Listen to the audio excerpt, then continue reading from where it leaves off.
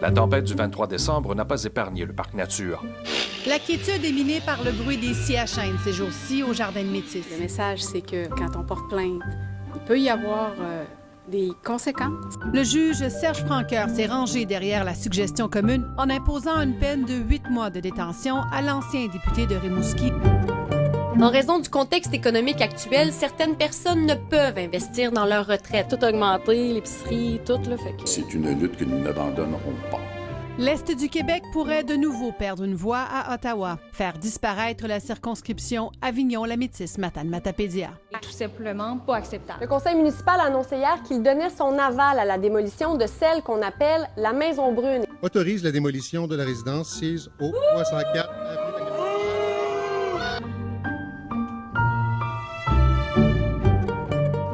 J'ai entendu un boom, je me suis reviré, puis il fonçait sur moi, totalement le pied au plancher, les gens ont volé partout. Mon garçon est ambulancier. Je sais qu'il était dessus hier.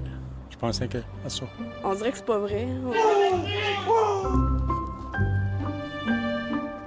Je pense que s'il y a un message à envoyer aujourd'hui, c'est que tout le Québec est Amqui.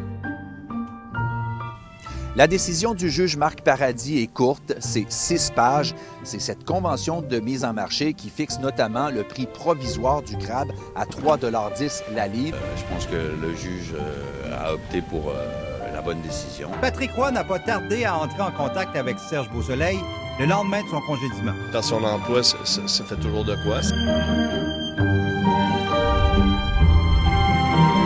Le Boeing 737 fera 2 allers-retours quotidiens entre cette île et Havre-Saint-Pierre. Tout ce branle-bas de combat est causé par cette fissure qui se trouve sur l'une des poutres d'acier soutenant le pont Touzel. Quelle que soit la durée des travaux, il va y avoir des travaux nécessaires.